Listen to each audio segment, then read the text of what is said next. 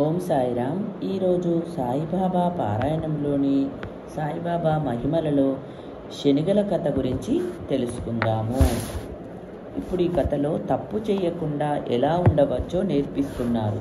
ఇంతటి చక్కని విషయాన్ని హాస్య రూపంలో మొదలుపెట్టి అందరి మనస్సుల్ని ఉల్లాసపరిచి తర్వాత తాను చెప్పదలుచుకున్నది చెప్పారు. షిరిడీలో ప్రతి ఆదివారము సంత జరిగేది. ఒకరోజు ఆదివారం నాడు హేమాద్ పంతు మసీదులో బాబా పాదాలొత్తుతూ కూర్చున్నాడు.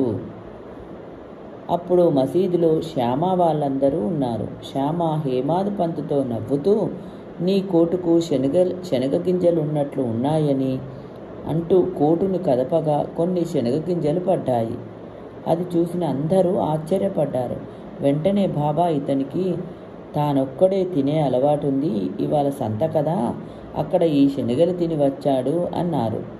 వెంటనే హేమాద్ పంతు షిరిడీలో సంతను తను ఇప్పటి వరకు చూడలేదని, ఇవాళ కూడా తను అక్కడకు వెళ్ళలేదని చెబుతూ, అసలు తనకు ఎవరికైనా పెట్టకుండా తినే అలవాటు లేదని, తాను శనగలు తినలేదని చెప్పాడు.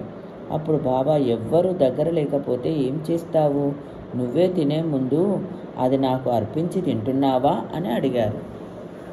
ఈ శనగల కథ వ్యవహారం వల్ల అందరూ నవ్వుతుండగా బాబా అప్పుడు ఇందులోని యథార్థాన్ని వివరించారు. అదేమిటంటే, తినే ముందు బాబాకు సమర్పించడం అంటే ఇది భోజనానికి మాత్రమే సంబంధించినది కాదు, మనసుకు సంబంధించినది కూడా. మనము ఏ ఆలోచననైనా అది మంచి కానీ చెడు కానీ మొదట భగవంతునికి అర్పించాలి. ఈ ఒక్క అలవాటుని మనం నిజంగా అభ్యసిస్తే మనలోని చెడు మొత్తము తొలగిపోయి కేవలము మంచి మాత్రమే మిగులుతుంది. ఎందుకంటే మనం ఏది సమర్పించాలన్నా మంచి వాటినే సమర్పిస్తాం. అంటే ఒక పండును భగవంతునికి ఇవ్వాలనుకుంటే ఒక మంచి పండుని చూసి పెడతాం, కానీ కుళ్ళిపోయిన వాటిని కాదు కదా. అలాగే మన ఆలోచన విధానానికి వస్తే మన ప్రతి ఆలోచన భగవంతునికి చెప్పాలి. అలాంటప్పుడు మనకు ఎవరినైనా కొట్టాలనిపిస్తే అది తప్పు అని తెలిసి మనం దేవుని ముందుకు వెళ్ళి మనం కొట్టాలనుకుంటున్నామని చెప్పలేం కదా. అందుకని మనం కొట్టే ఆలోచనను మానుకోవలసి వస్తుంది. ఈ రకంగా ప్రతి విషయాన్ని అభ్యసిస్తూ పోతే కోపం, అసూయ, కోరిక, లోభం లాంటి అన్ని వక్రాలోచనలు మన మనస్సు నుంచి పోయి కేవలము మంచి మాత్రమే మిగులుతుందని బాబా యొక్క ఉద్దేశము.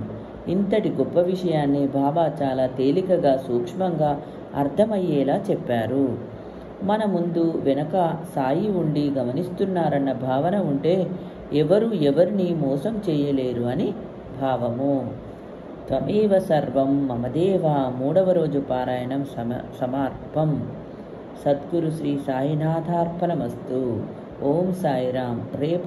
రేపటి వీడియోలో 4వ రోజు పారాయణం ప్రారంభము. ఓం సాయిరామ్.